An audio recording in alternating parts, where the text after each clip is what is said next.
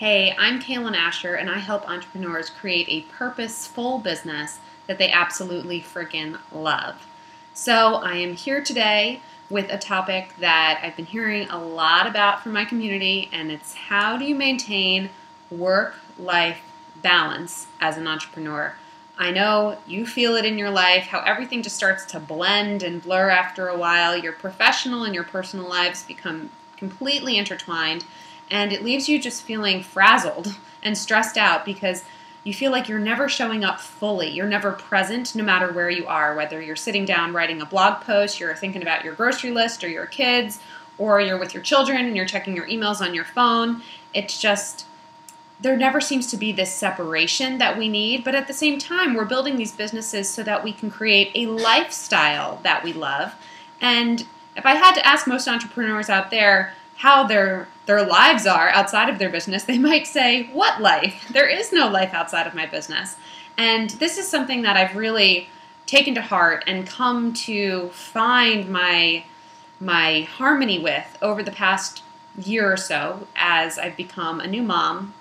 I really realized that I needed to make a distinction between the time I was working on my business, the time I was going to be business-minded and professionally focused, and the time I was going to have with my husband and my daughter and enjoy our home and really have, as best we can manage, that work-life balance that we're all looking for so that we can create a well-rounded lifestyle that we really love. And honestly, the reason we're building these businesses, the reason we are entrepreneurs, is because we're seeking that. We're seeking the good life, that balance between work and play, the personal and the professional, and having time to do things that we love with the people that we love.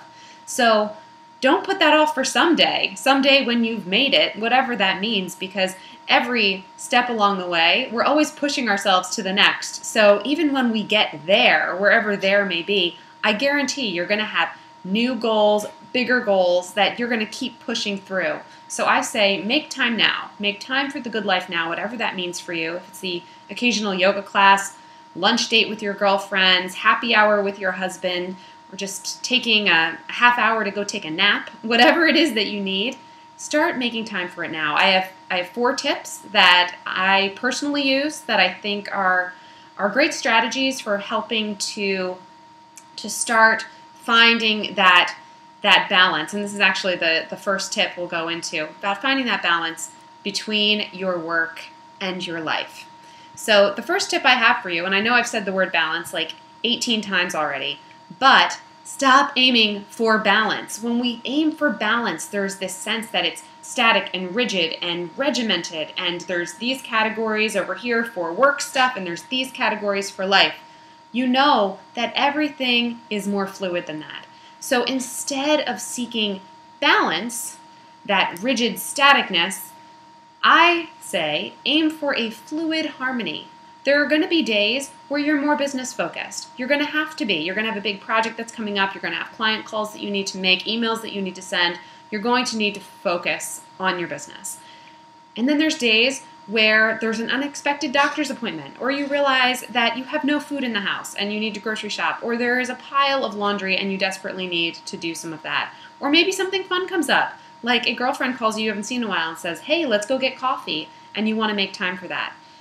But you have to realize the reason you're building this business is so that you have a fluid life. You don't want the rigid 9 to 5. That's why you're an entrepreneur. So stop seeking that balance where we're static and in place, and start to play with that idea of a fluid harmony so that you realize it's okay if your direction or your focus is more one way one day and more the other way the next. It's supposed to be like that, and it's okay. Tip number 2 that I have, something that I live by, is my schedule. Just because you're an entrepreneur doesn't mean you should take this fluid harmony to the total opposite direction and just kind of live in la-la land.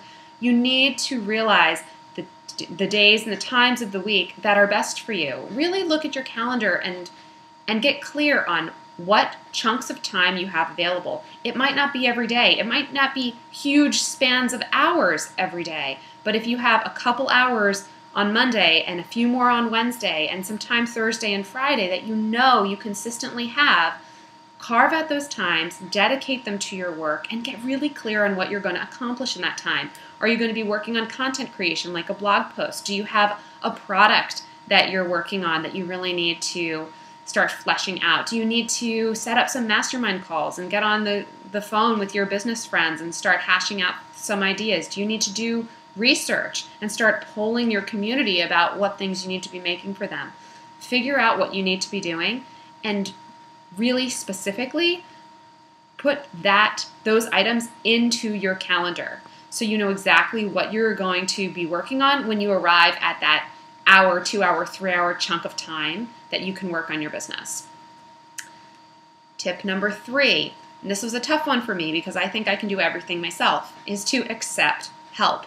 That can take a number of different forms. It'll be different for all of us. Maybe it means you let your spouse cook dinner 1 or 2 nights a week or do the grocery shopping once in a while. Maybe it means you let your mom or your sister, that's what I do, watch your little girl a couple days a week. Maybe it means letting your friends pick your kids up from school or run a couple errands for you because they've offered to do so. And normally you just say, oh no, you don't have to.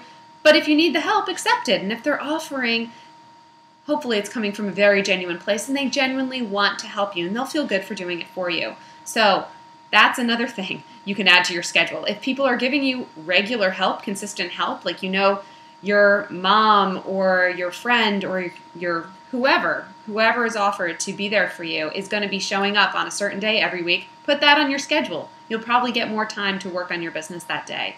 So don't be afraid to accept help. We all need it. And that leads me to my next point. We also need support in our business endeavors. So go out there and make some friends. This is a topic I have been talking about a lot over the last month or so, that we need business best friends, people who really get what you're doing, why you're doing it, and why it can be so unbelievably frustrating and stressful to be an entrepreneur in the first place. You're trying to build this business. You're also trying to be there for your friends, your family, and those people that matter in your life. And it can really pull you in different directions. You're trying to be your best self in every single place in your life, and it can be really tiring. But when you have people in your life, whether they're people that you can physically go and meet and have a lunch date with or mastermind with, or that you get on the phone with or you Skype with, you need people in your life that get you, that are entrepreneurial, that understand what it takes, the dedication, the ambition, the drive, the passion that it takes to build a business.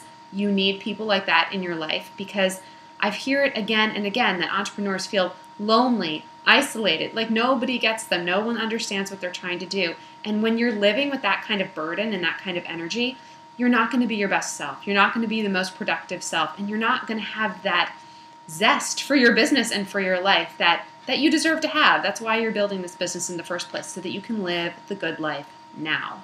So take these tips, use them, let me know how they're going for you. Head on over to CailenAscher.com, write in the comments. Let me know if you have more tips about maintaining work-life balance. I know we're throwing out that word, but that's how we refer to it, right? So I'll keep using it. And let me know what you've got going on. I love learning from you. I love connecting with you. I get you. Go out and find some more friends that do too. And as always, for more tips just for purposeful entrepreneurs like yourself, head on over to CailenAscher.com and I will see you there.